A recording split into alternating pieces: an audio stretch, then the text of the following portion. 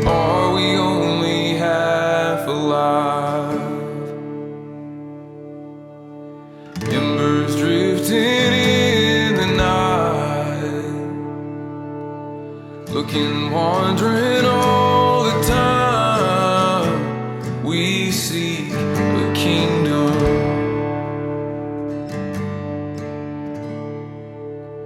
This is not my home. This skin and bone. The daylight will reconcile the dead and the gone.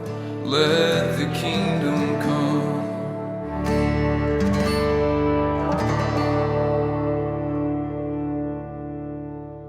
Good morning.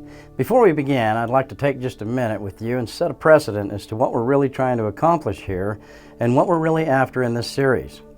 The word recovered is in past tense. It means to return to a normal state of health, mind, and strength. Cured, healed, or having regained health after an illness.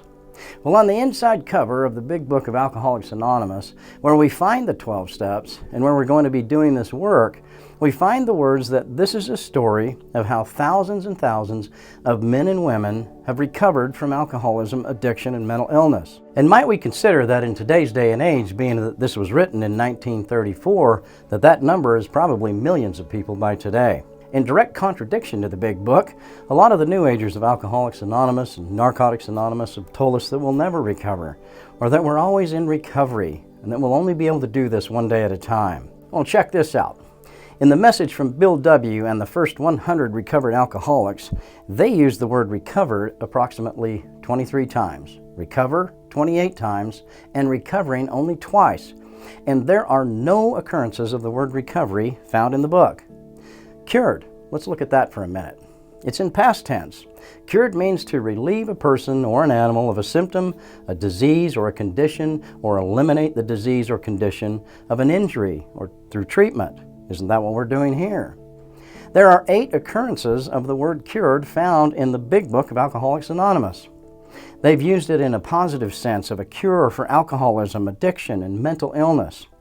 The most important of these occurrences of the word cure is from Bill Wilson's own declaration, found on page 191 of the big book, where he states, "The Lord has been so graceful and wonderful in curing me of this terrible disease.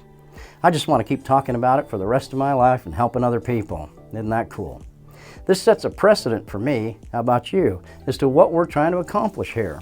I'd like to take just a minute and talk to you about the Serenity Prayer. With organizations such as Alcoholics Anonymous and Narcotics Anonymous, the Serenity Prayer is nothing short of biblical scripture. It's printed on every handbook and embossed on everything from clothing and pans and banners and plaques.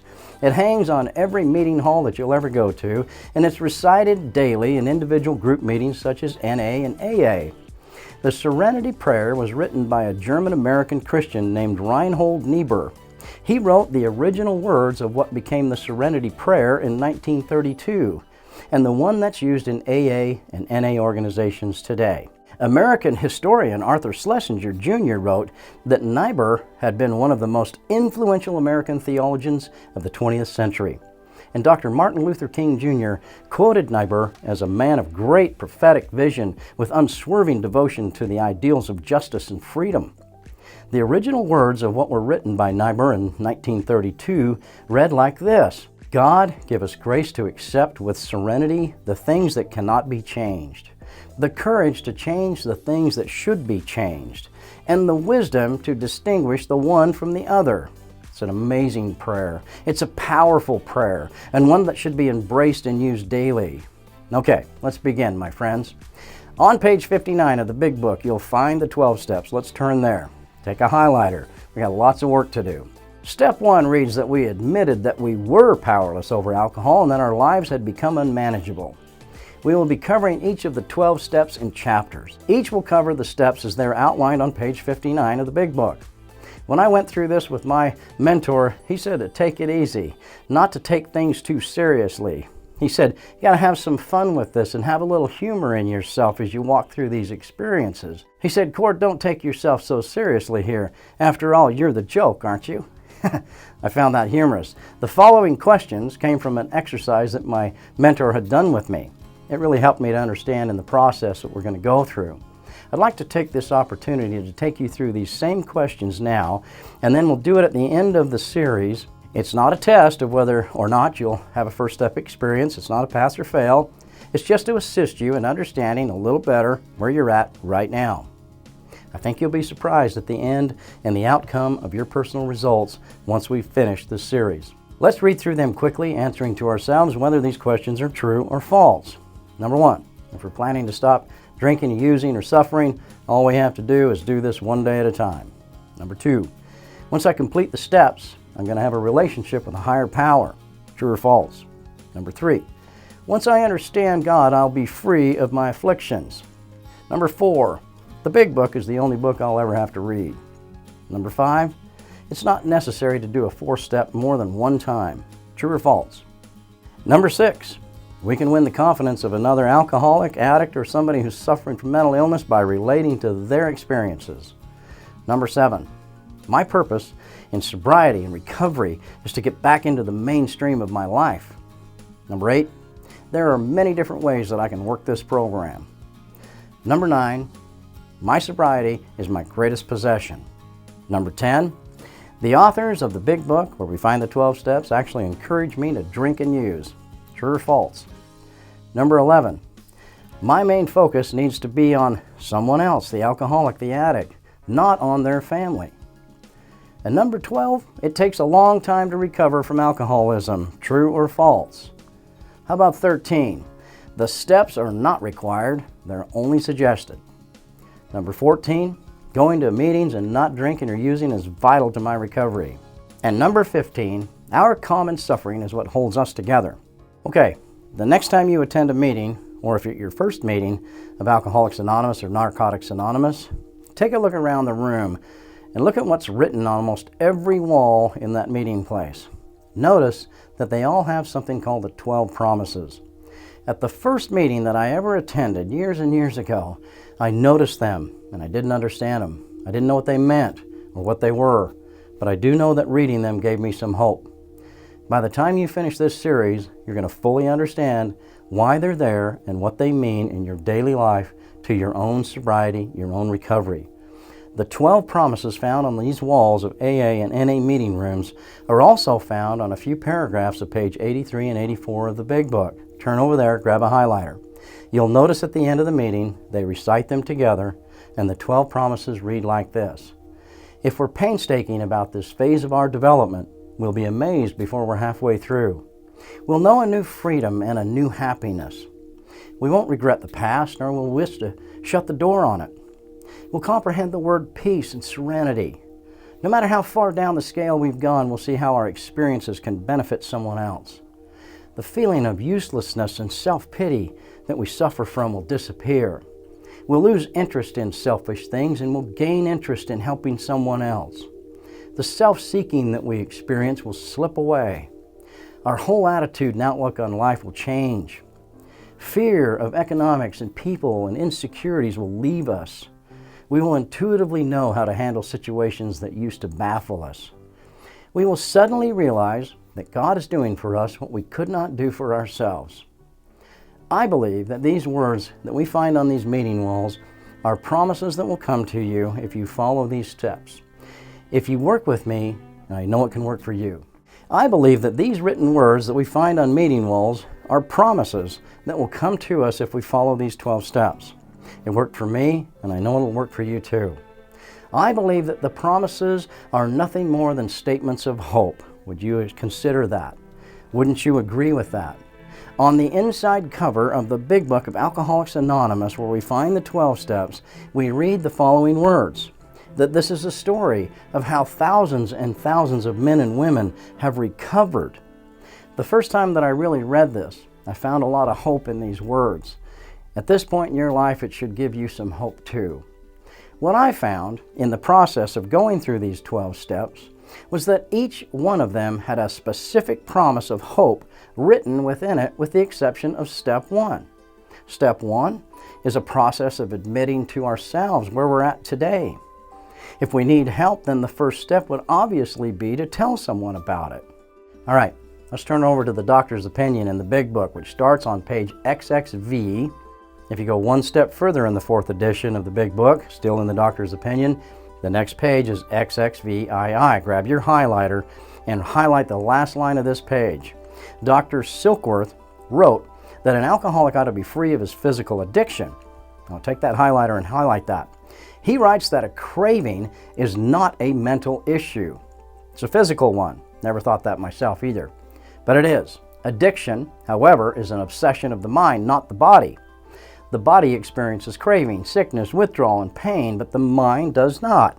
So there's no craving that can be had from a mental issue. There are several different writers involved in the process of writing the Big Book and the 12 Steps. Throughout the remainder of this book, we're going to be referring to them as the authors. The founding authors of the Big Book did an amazing job separating the issue between physical aspects of addiction and mental obsession of addiction. They take us through pages 1 through 23 on the physical conditions of our addiction. Then they spend page 23 through 43 on the mental obsession of it. If you'll jump forward now to Roman numeral XXIX in the 4th edition, highlight the 3rd line from the bottom of the page. Here, Dr. Silkworth wrote that after an alcoholic takes his first drink of the day, this phenomenon of craving takes over, and nothing else important and like meanings matter after that. That the drink is to the exclusion of all else. Dr. Silkworth wrote, and he does a masterful job explaining to us the meaning of craving, that it's a physical issue, not a mental issue. What he means is that it's impossible for me to experience a craving unless I put alcohol or drugs in this body. To explain this further, let's turn to page XXVIII, paragraph number 1. Here, Dr. Silkworth wrote that the belief of the effect of alcohol or drug on the chronic alcoholic addict is a manifestation of an allergy. Here he's very clearly saying that addiction is an allergy, that the alcoholic or the addict has an abnormal reaction when they put that substance in their body. They have an allergic reaction. As we go through these steps, I'd ask you to have an open mind. Let's not assume that you're an addict or somebody with addiction just because you're reading this book and going through this series for the first time. Instead, let's use this time together as a discovery of the truth about your own experiences as we walk through it. I want to give you the ability to allow you to discover the truth about your own experiences on your own. I believe personally that we all have isms of some kind. Our isms may be alcoholism, drugs, eating disorders, weight control, sexually, addiction, smoking, adrenaline, exercise, personal relationships, that goes on and on. As I said before, we're going to be referring to alcoholism only because it's my own experience. I ask you to replace the word alcohol or alcoholism with your own ism, your own issue. And if you will, do that for the purpose of helping you all the way through these steps. Our first step will be to find out who you really are. Let's find out who you are before we can identify what to do next. Fair enough? It's very important that we do this part because if you're very clear about your own experiences with drugs, alcohol, mental obsessions, mental disabilities, then you'll be able to share your experiences with someone else when you get through this.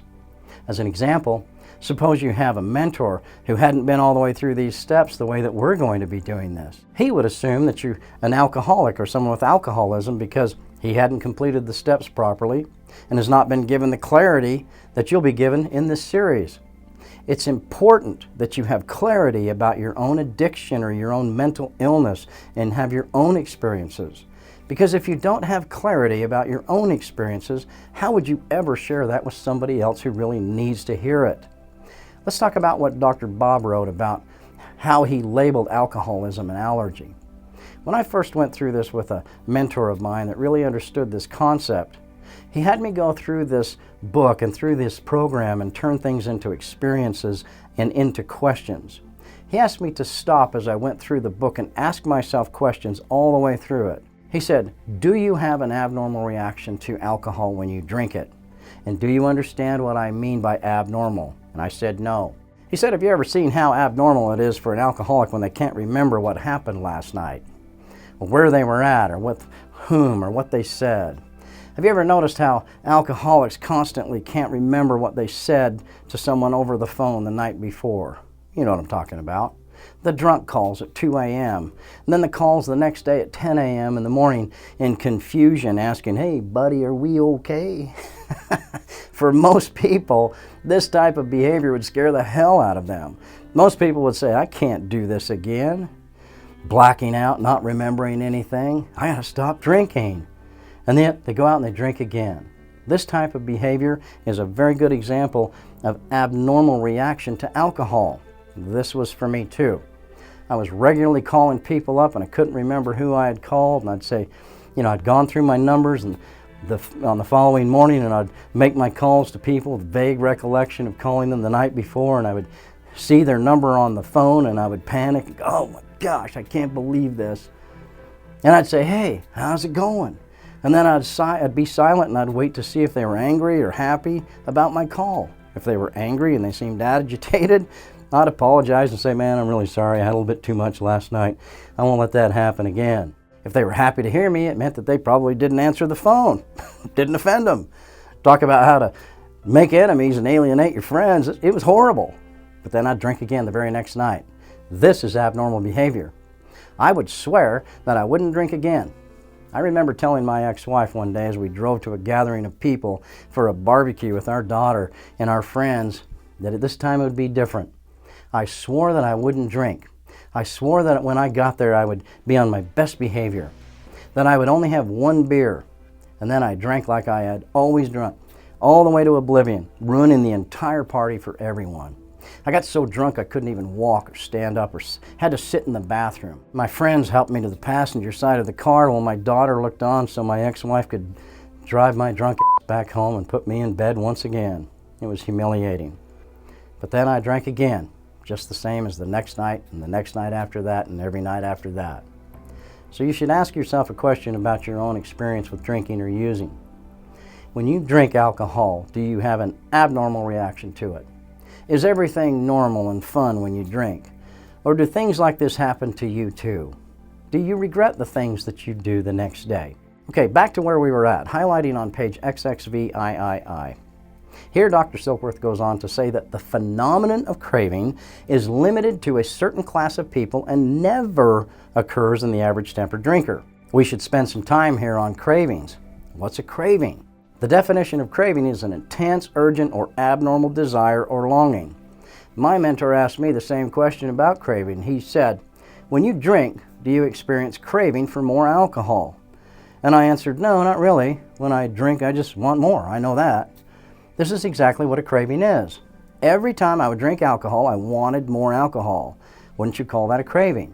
To reiterate, the Big Book and the 12 Steps is written about alcoholism. It's not written about other addictions. However, you will find that everything in the Big Book, everything in the 12 Steps will apply to any addiction or issue in your life. So as we continue, please read it in a manner that applies to you and your own circumstances. Dr. Silkworth, he wrote, "Never occurs in the average tempered user." When I read this sentence, he answered and showed me that I am truly an alcoholic, someone with alcoholism. It doesn't show me the drama, chaos, devastation that I created when I drank. It just showed me in simplicity the fact that when I drink alcohol, everything about me changes and is completely abnormal. Back when Bill Wilson shared his messages with Dr. Bob for the first time, this is what he talked about. And he talked about his inner experiences. And he talked about his drinking of alcohol and wanting more, craving more. He talked about his own abnormal reaction to alcohol. He talked about guilt, shame, regret. He talked about how he would go to a hospital to dry out, and then the day that he got out of the hospital, he would drink again and again and again. He talked about hopelessness, his fears, depression, and anxiety, his feelings that he had no purpose or meaning in this life. How many AA meetings have you been to, my friends, where you see a lot or hear a lot of meaningless drama being talked about, where there are a lot of drunkalogs being shared? Well, imagine this. You're brand new to AA or NA for the first time, right? And you're looking for some form or shred of hope. Standing in the back of the room, there's a guy standing on his soapbox, pontificating about his miserable, pathetic life. He's talking about the horrible years he spent in prison and how when he got sober in the worst solitary confinement ever created after hitting another prisoner or a prison guard. And he talks about DUIs, drug busts, cops, arrests, courtrooms, jail, and over again. He talks about how difficult and hard his life was on probation. He says his wife left him and his children hate his guts. How he filed bankruptcy. He lost everything that he had. And then he says this, "But I'm so grateful to be sober just today." So I'm a newcomer, needing this hope, sitting in the back of the room. This is what I'm hearing for the first time.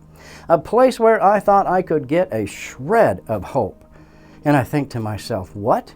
Who are these people?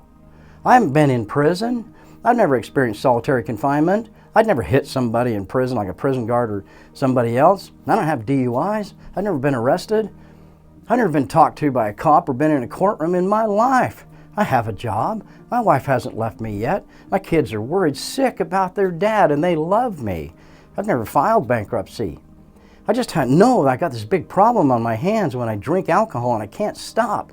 And he says to himself at that moment, wait a minute, maybe I'm not an alcoholic after all. Maybe I don't have alcoholism.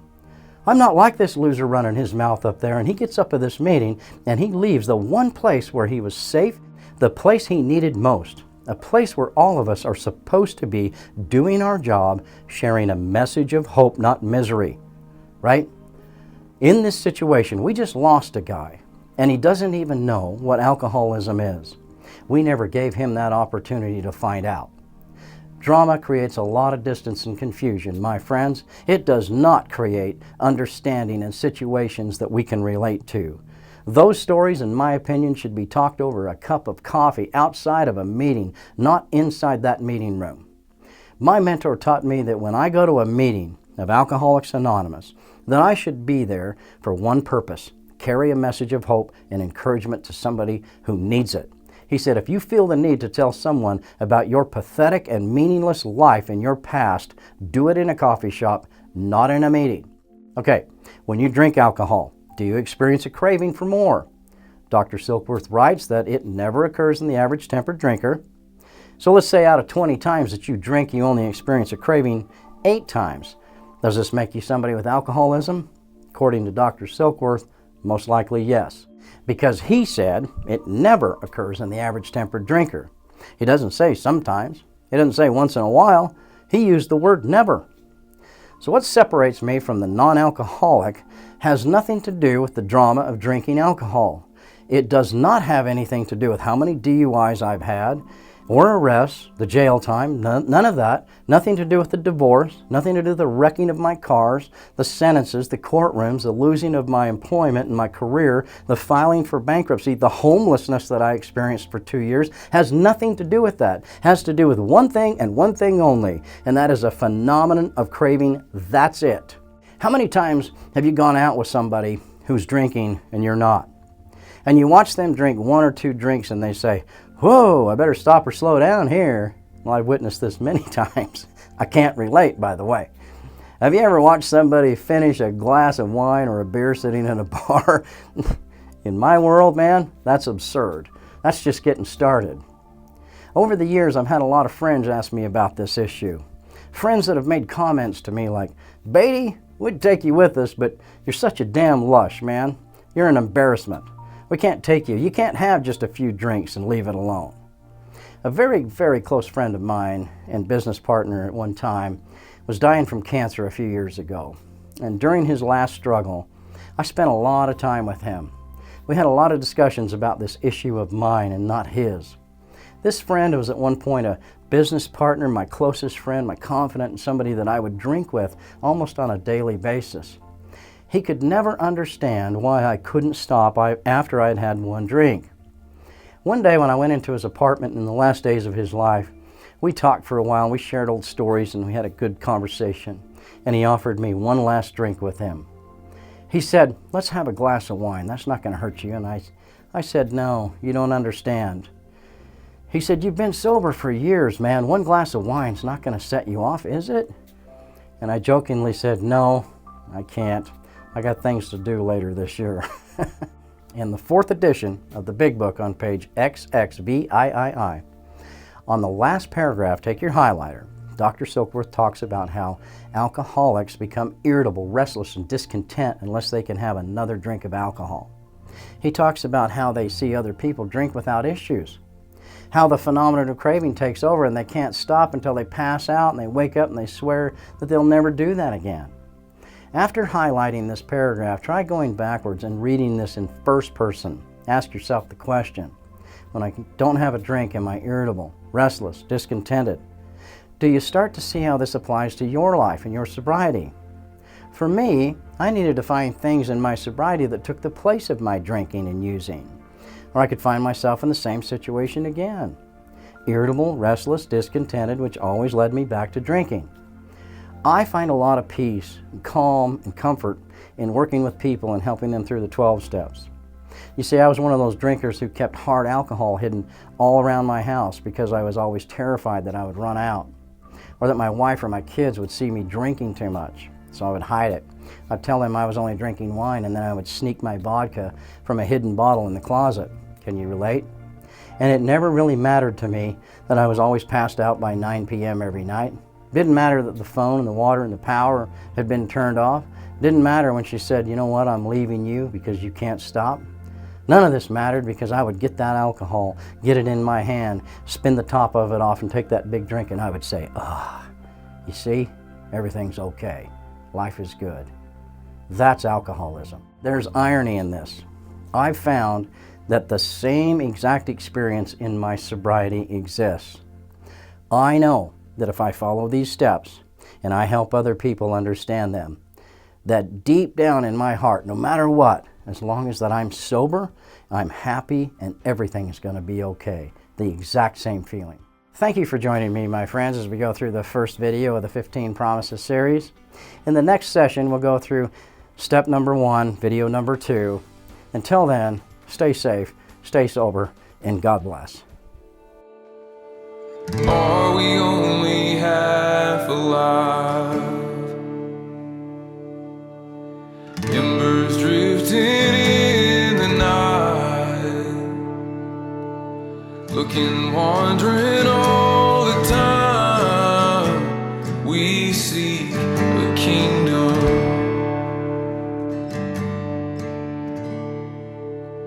This is not my home. This skin and bone. The daylight will reconcile the dead and the gone. Let the